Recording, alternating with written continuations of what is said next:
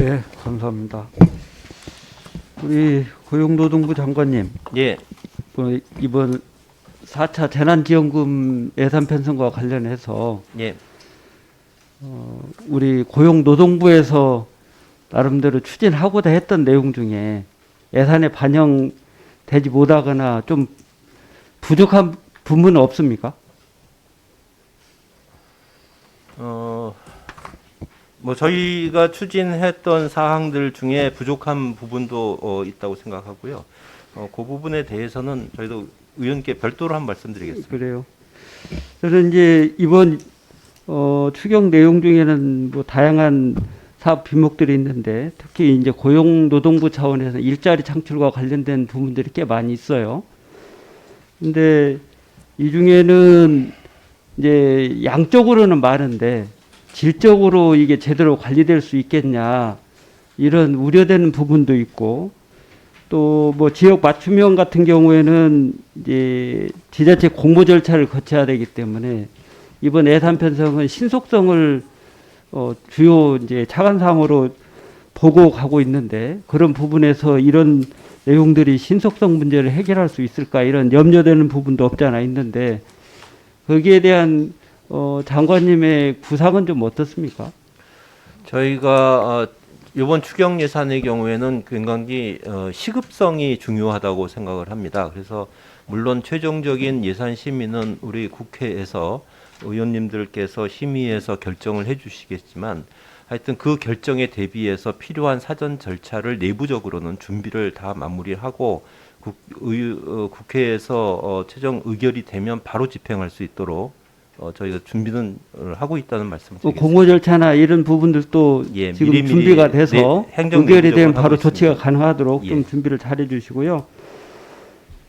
우리 재난지원금 할 때마다 매번 이제 지적하고 있는 게 뭐 개인 택시와 법인 택시의 형평성 문제가 꼭 제기됐는데 이번에도 좀 달라요.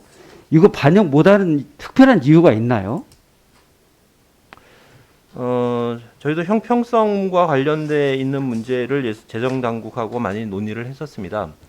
재정당국에서의 기조는 결국은 한정된 재원을 누구에게 좀 두텁게 지원하느냐에 대한 문제였던 것 같고요. 고민은 아마 거기에 있는 것 같습니다. 하여튼 뭐 형평성 차원에서 보면 오히려 법인 택시가 더 배려돼야 될 것 같은데 그러지 못한 게 현실이어서 이 부분에 대한 고민을 좀 같이 했으면 좋겠고요. 예. 특히 같은 연장선상에서 보면 지금 시외버스 기사들 또 전세버스 기사들에 대한 문제도 좀 같은 맥락에서 좀 점검해 주셨으면 좋겠고 또 이제 고용보험기금 개선안 마련하시겠다고 한 게 5월 말까지 아마 지금 감사 결과 부기상으로 돼 있어서 이걸 마련하고 계실 건데 그 부분에 대해서도 지금까지 진행되고 있는 내용 중간 보고를 좀 해줄 수 있으면 자료로 좀 제출해 주셨으면 좋겠습니다. 지금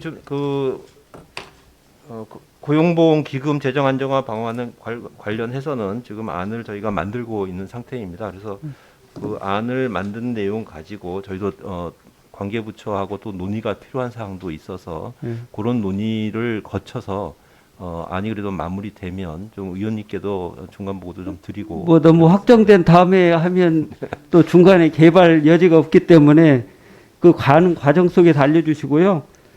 우리 환경부 장관님 우리 지금 투명 페트병 분리 배출 제도 이번에 정착하시겠다고 그래서 한 1,100억 이렇게 반영이 됐습니다. 근데 이게 이제 지금 진행되고 있는 시점이 얼마 안 돼서 뭐 지금 홍보 단계에 이를 것 같은데 아무래도 행태 변화나 실질적으로 현장에서 분리 배출이 어떻게 잘 됐냐가 더 중요하지 않겠습니까? 그렇습니다.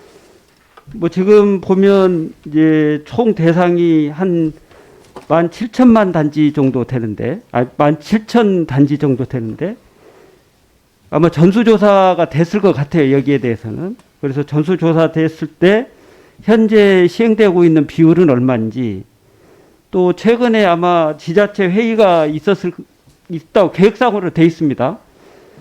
되었을 때 의견 수렴 됐을 때, 현장에서 느낀 애로사항들은 뭐였는지, 또 이제 재활용할 경우에 의류나 이런 걸로 재활용 지금 하고 있잖아요.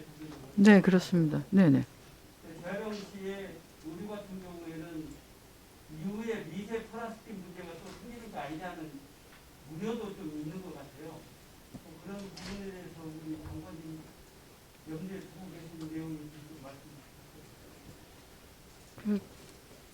저희도 사실은 이번 추경에 반영되었으면 좋은데 안 된 거 있느냐 이거 물어주시면 제가 답을 하려고 했었는데. 네, 감사합니다. 그거 포함해서 하겠습니다. 저희가 경주 희망농원 그 이제 한선인들 집성촌으로 되어 있으면서 이제 가금류 농장을 운영하고 계신 분들이 계셨는데요. 여기가 사실 이제 경주 보문단지라고 하는 데가 개발이 되면서 관광단지가 개발이 되면서 강제 이주되어서 정착촌을 만든 데입니다. 한 40년 동안 운영을 했습니다만 사실 그닥 관심을 받지 못했는데 가금류 농장 자체가 그 슬레이트로 조성이 되어 있습니다. 그런데 우리가 이제 일반 농어촌의 슬레이트는 지금 다 철거 작업을 하고 있는데 지난해부터 다행스럽게 주택이 아닌 다른 시설에 대해서도 저희가 지원을 통해서 이것을 개조할 수 있도록 했고요.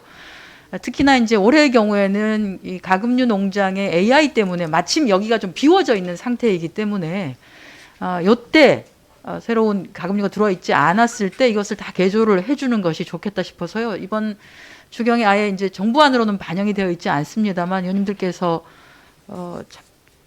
좀 반드시 반영이 될 수 있도록 그렇게 논의를 해주시면 감사하겠다는 말씀을 그렇게 해주시면 좋겠고요. 저희가 그 페트병 관련해서는 페트병 또는 이제 그 재활용 분리수거 관련해서는 지난해 운영을 해봤던 실적을 봤는데 몇 가지 지자체에서 아쉽다고 하는 게 있었습니다. 또는 이제 방송에 나온 것도 아니 10,000명이나 뽑아서 배치를 했다는데 나는 보지를 못했다 이런 분이 계셨는데요. 그건 저희가 이제 시간을 4시간 정도로 운영하다 보니 이분들이 잠깐 가서 지도해주고 또 다른 데로 또 옮기고 이러다 보니 사실 실제 그 공공주택 단지에 머물고 계신 분들은 그 시간에 나가지 않으면은 볼 수가 없는 상황처럼 되었습니다. 그래서 이번에는 저희가 시간도 좀 늘렸고요. 또 하나는 지난해 그렇게라도 해서 분리수거를 하는데 했더니 훨씬 그래도 이제 분리수거가 많이 정착이 되었고 특히나 이제 페트 같은 경우에는 점점 좀 높아지고 있는 상황입니다. 그러니까 아주 질이 좋은 페트가 모여지고 있는 상황이기도 합니다.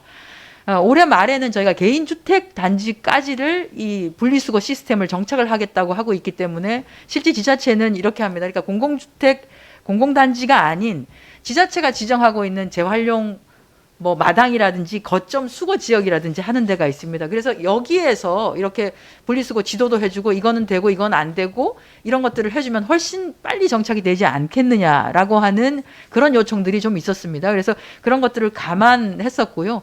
올해 본 예산에 좀 반영을 하려고 했습니다만 사실 올해 이제 예산이 여러 가지 부분이 증액이 되고 하면서 저희 것은 반영이 안 됐는데 다행스럽게 추경에서 이렇게 반영을 하는 것으로 재정당국과는 협의가 되었기 때문에 위원님들께서 잘 심의해 주셔서 반영을 해주시면 지자체 저희가 이제 시군구청장 협의회나 여기를 통해서 제가 계속 설명하고 하는 것들을 좀 하려고 합니다. 그래서 이게 잘 정착이 되어서 빠른 시일 내에 저희가 완벽한 분리수거를 좀 할 수 있도록 한다면 지금 이제 시민사회단체 중에는 페트 독립 운동을 하고 계신 분도 있습니다. 저희가 이제 일본으로부터도 페트를 좀 수입하고 이런 게 있어서 가능한 빨리 우리나라에 30만 톤이라고 하는 페트가 나오는데 이런 것들을 좀 제대로 분리만 한다면 말씀하신 것처럼 재활용해서 섬유를 만들거나 하는 분들에게 오히려 더 가치를 높여줄 수 있기 때문에 그것이 훨씬 더 당겨질 수 있지 않을까 하는 생각이 듭니다.